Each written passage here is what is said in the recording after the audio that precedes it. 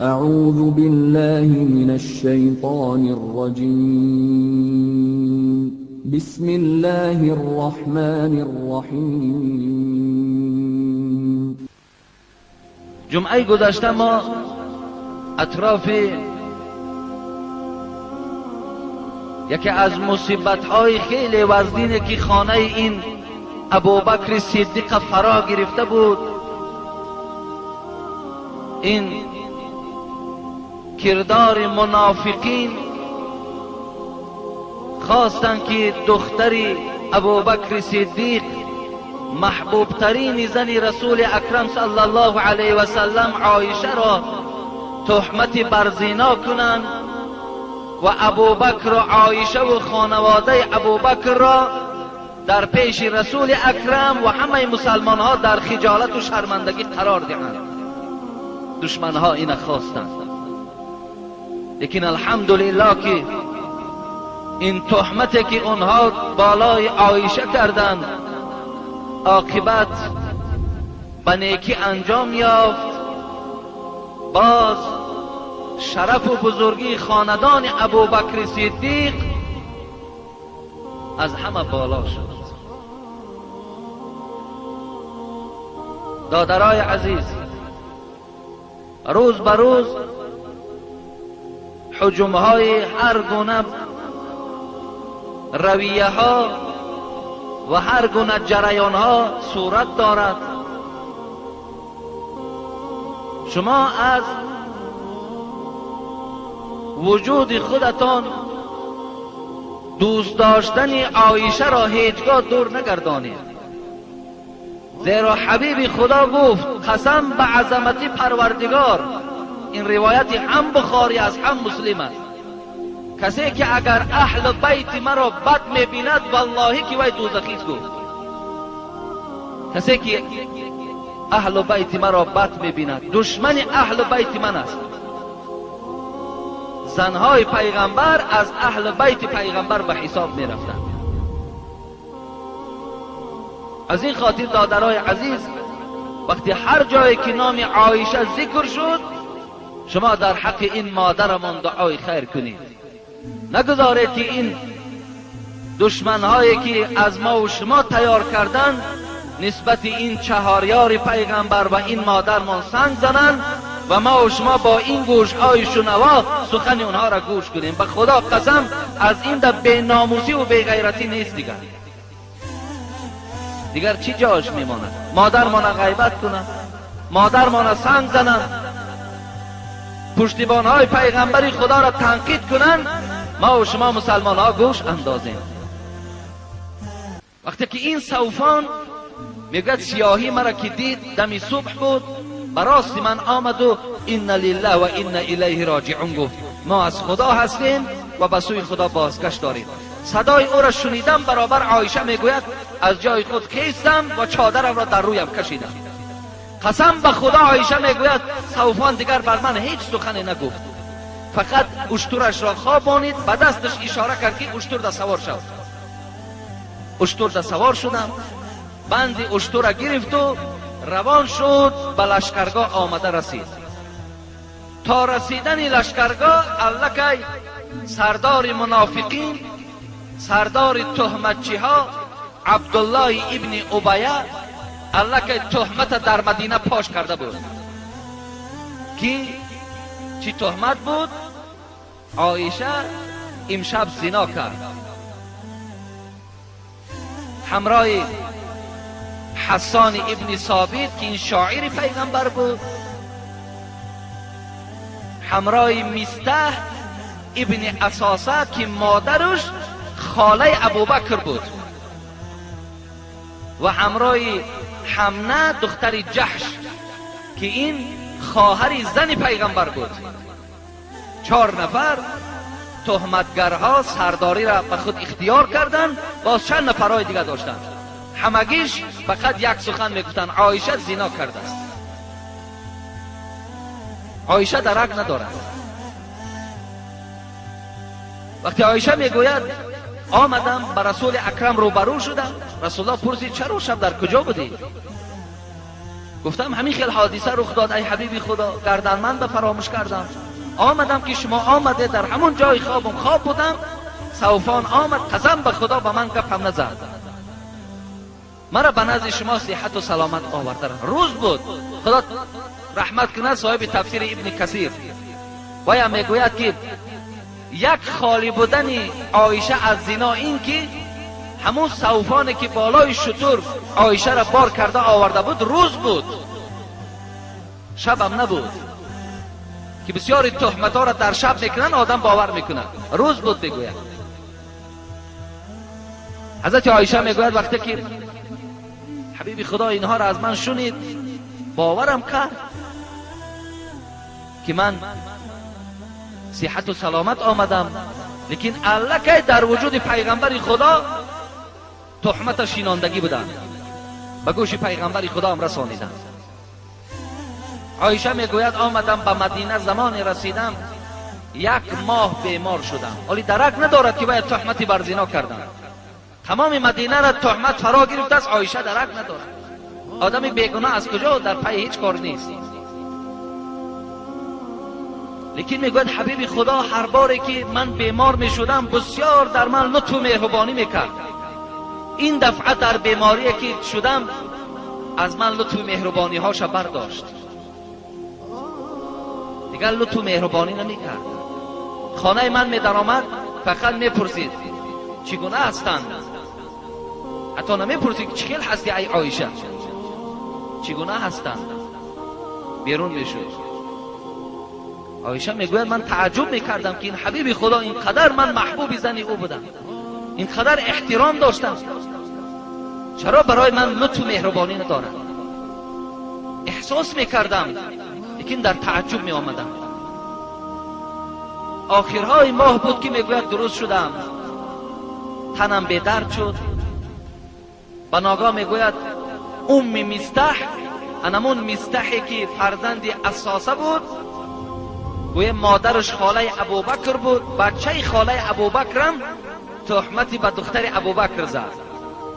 میگوید مادر همین میگوید پیشم آمد و میگوید گفتم ای مادر مستح، خوب میشد که یک قضای حاجت میبرآمدیم.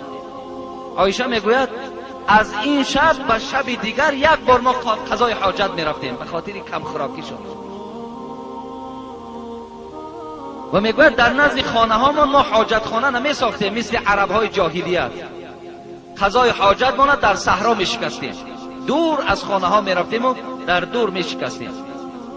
این مستح، مادر مستح با من همراهی کرد. وقتی در راه صحرا میرفتیم برای قضای حاجت، به ناگاه میگه چادری دراز داشت، همین مادر مستحی که عایشه را تهمت کرده بود. یکی میگوید پاش در همون چادر پیچید و قریب که به افتیدن بود. در همین حالت افتیدنش همین مادر مستح چی گفت؟ گفت خدا مستح را هلاک کند. عایشه میگوید وقتی شنیدم که مادر در حق فرزند خود دعا کرده ایستاد که خدا مستح را هلاک کند، ناراحت شدم. گفتم ای مادر مستح، آخر مستح اشتراکچی جنگ بدر هست، چرا در حق وی دعای بد میکنی؟ گفت ای زن نادان، تو آیا بیدرک هستی که مستح تو را تهمتی به زنا کرده است؟ تو میدانی که همین بچه من تو را تهمتی به زنا کردگی است. عایشه میگوید با شنیدن این سخن موی از بدنم خیست. گفتم چگونه مرا تهمتی بر زنا کردن؟ میگوید یکایک همگی شب مادر مستح میگوید به من حکایه کرد. عایشه میگوید اثنای راه بود، به جایی که ما قضای حاجت میشکستیم رفتم، قسم به خدا از غم میگوید دیگه قضای حاجت کردن نتوانستم. از اونجا میگوید برگشتم آمدم به خانه. همان شب میگوید برای من شب نبود، تا روز میگوید گریه کردم، حتی صبح آب اشک چشمم خشک نمیشد. رسول اکرم صلی الله علیه و سلم میگوید نزدم آمد، دید که حالم خیلی دیگرگون است. اینقدر پرسید که چخیل هستم، دیگر چیزی از من نپرسید.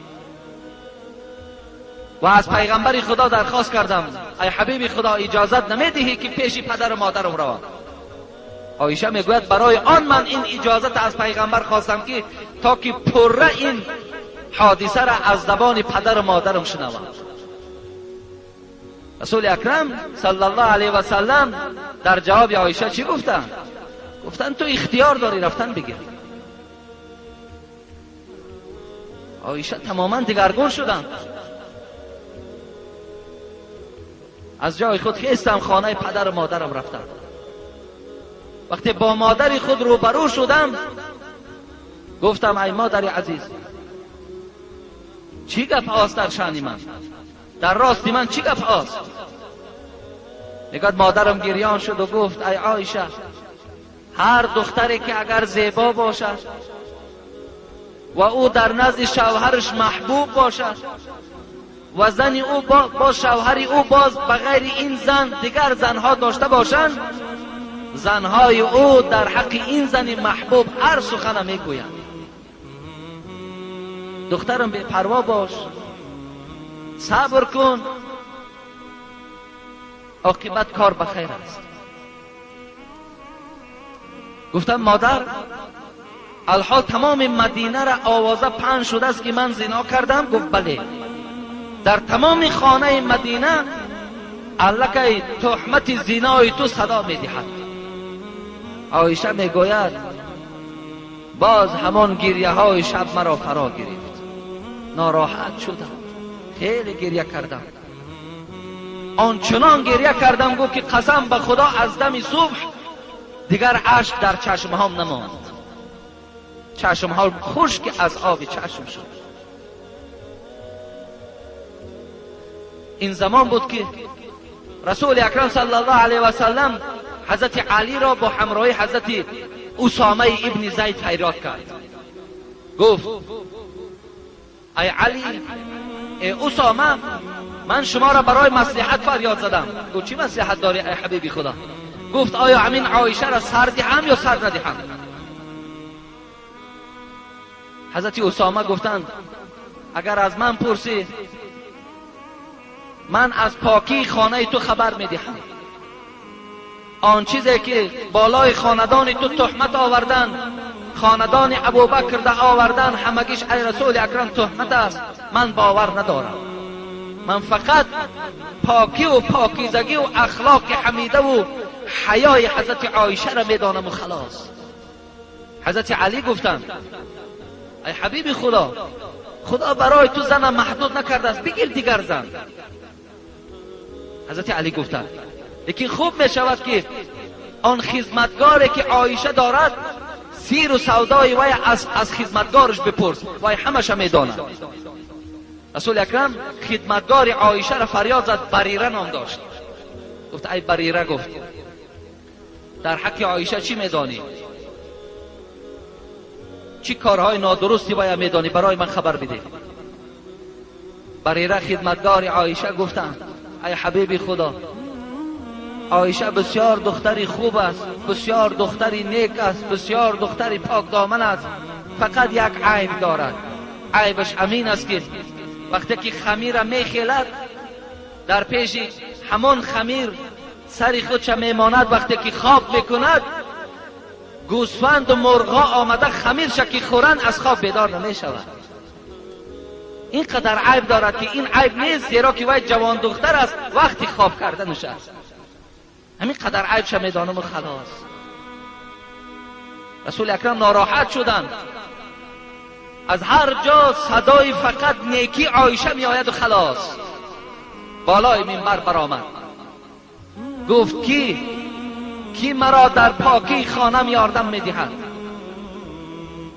کی علیه عبدالله ابن ابیه ابن سلول منافق مبارزه می برد؟ کیست؟ میگوید سعد ابن معاذ انصاری که از قبیله خزرجی ها بود، از جاش خیست. گفت پیغمبر خدا، من در قبطت میستم، اگر کدام شخصی که از قبیله اوس باشد و تهمت کرده باشد، قسم به خدا گو گردنش میزنم. بناگاه از بین قوم سعد ابن عباده خیست. گفت ای سعد ابن معاذ، تو دروغ گفتی، تو کشته نمیتوانی. گفت بچه عمکی سعد ابن معاذ از جاش خیز و پشتیبانی و یک کرد. یک غلغله مسجد صدا گرفت، فرا گرفت. رسول اکرم که زنده و حیات بودند این غلغله را پس کردند. قریب بود که بین این دو قبیله اوس و خزرج جنگ و کشتار برپا میشد. این زمان حبیب خدا از منبر پایان شد و خانه عایشه رفت. عایشه همراه یک زن دیگر و پدر و مادرش در خانه نشسته بود. حبیب خدا گفت ای عایشه، گفت من از تو سوال دارم،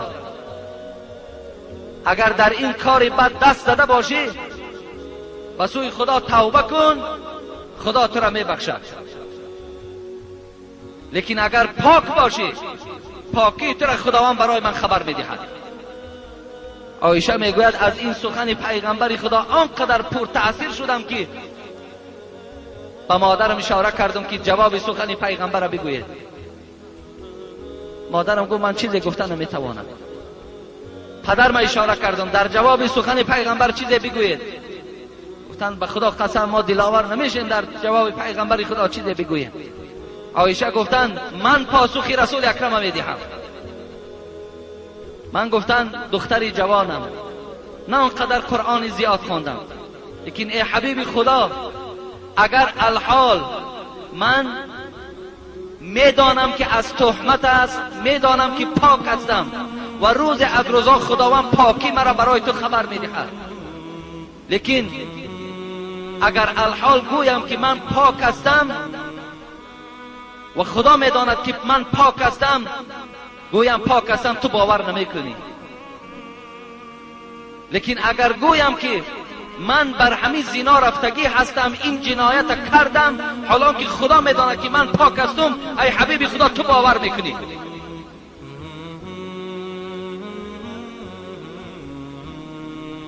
این سخن گفتم ناراحت شدم. در پهلوکم میگوید بستر خوابم بود، همون بالش در نزدیک کشیدم، سرم گذاشتم و خواب کردم. پیغمبر خدا از جاش ناخیسته، پدر و مادرم از جاش ناخیسته که یک لرزه پیغمبر خدا را فرا گرفت. این نزول وحی بود، پایان آمدن جبرائیل بود. همین زمان بود که میگوید پیغمبر خدا را لرزه فرا گرفت. دانستم که وحی از آسمان و پیغمبر آمده ایستاده است. لیکن عایشه میگوید من خودم را آنقدر پست میشماریدم که قسم به خدا فکر نمیکردم که برای پاکیزگی من، برای این پاکی من 14 آیت از آسمان پایان شود که تا روز قیامت مسلمان ها در نمازش اینو تلاوت کنند. اینو گو من باور نمیکردم. فقط فکر میکردم که در یگان خواب پیغمبر شاید که پاکی من برای اون خبر داده شود و بس. لیکن وقتی پیغمبر خدا میگه از لرزه فرا آرام شدم، نگاه کردم که یک تبسم و خنده چهره پیغمبر فرا گرفت و گفت اولین سخن بود این که گفت عایشه خدا تو را رحمت و مغفرت کند، الحال 14 آیت از آسمان برای پاکی تو نازل شد. خداوند 14 آیت پایان کرد که عایشه پاک است. این حادثه که بالای او فرا گرفت، این غم و دقتی که او را روبرو کردند، این همگیش تهمت بود.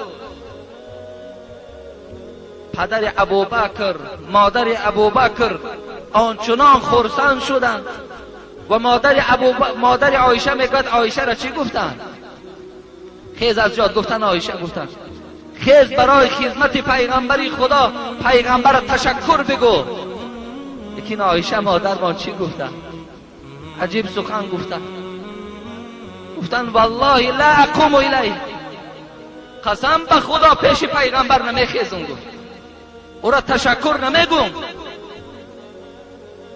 ولکن احمد الله عز وجل، ولیکن حمد خدا را میگم، ستایش پروردگار را میگم که برای یک عایشه از 7 طبقه آسمان آیت نازل کرد که تا روز قیامت بندگان خدا این آیت را میخوانند. من حمد و ستایش پروردگار را میگویم.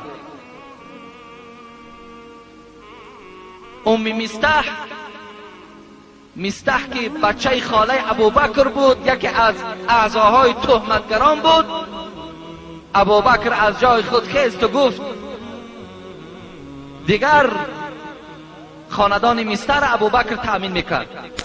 گفت مستر به خاطر که تو ما را در رنج گذاشتی دیگر تو از نفقه محروم شدی، من خاندان تو را دیگر تأمین نمیکنم. لیکن در برابر همین آیت نازل شد که آن توانگرهایی که فقیرها را تأمین از نفقه میکردند برای این کار بده که اونها کردند نفقه را از اونها باز ندارند.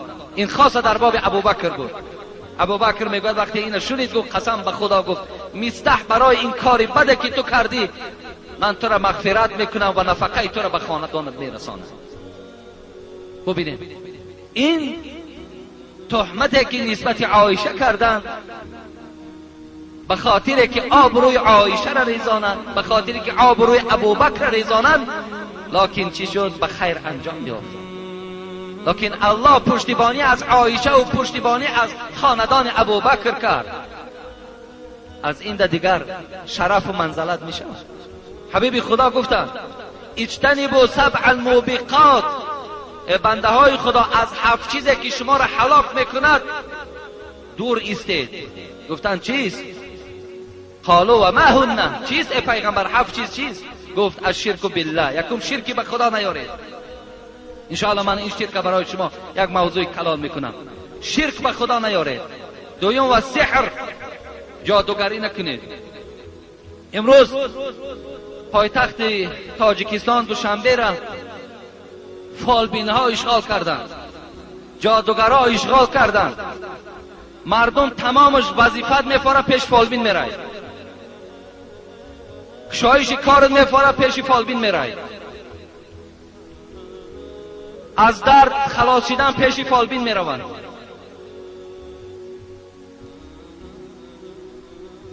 این مصیبت است، این بسیار مصیبت است. من اتا کاهنا او عرافا فصدق بما یقول فقد کفر بما انزل علی محمد علیه السلام. کسی پیش یک فالبین می رود، ولی امروز زنکا را می بینیم اکثرا زن هاست. برای چی می روی؟ برای دهن سرخش دامن بستن. برای چی است؟ برای دلگرمی شوهرت. دلگرمی شوهر خدمت است والله که نه جادوگر کار کرده میتواند، نه شیخ، نه ملا. تا زمانی که تو خدمت شوهر نمیکنی دل شوهر هیچ وقت گرم به سوی تو نمیشود. دلگرمی، دلخنکی همه به فالبین ها حواله.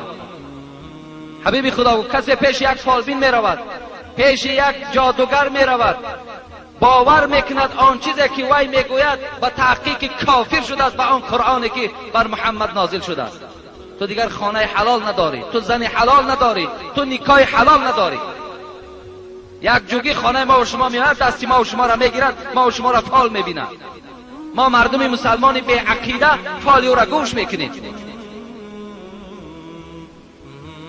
هلاک میشوید. 7 چیزی است که شما را هلاک میکند. پیغمبر خدا گفت یک تا شرک به خداست، دوم جادوگر است، فالبین است، بینک است. و آخر دعوانا عن الحمد لله رب العالمین.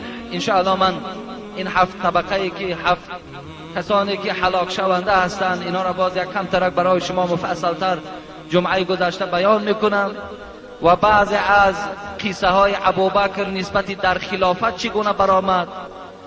ولی اطراف خلافت او هم جنگ جوش است، اختلافات است. بعضی ها امروز دعوا میکنند که ارزنده جای ابوبکر علی بود، چرا علی نشد ابوبکر جای او شد. من انشاءالله جمعه آینده از روی حدیث های صحیح بخاری برای شما این قصه هاش هم انشاءالله بیان میکنم که آیا ارزنده بعد پیغمبر خدا حضرت ابوبکر بود یا عمر یا عثمان یا علی؟ کدام اینا ارزنده بودند؟ انشاءالله جمعه آینده صحت و سلامت باشم.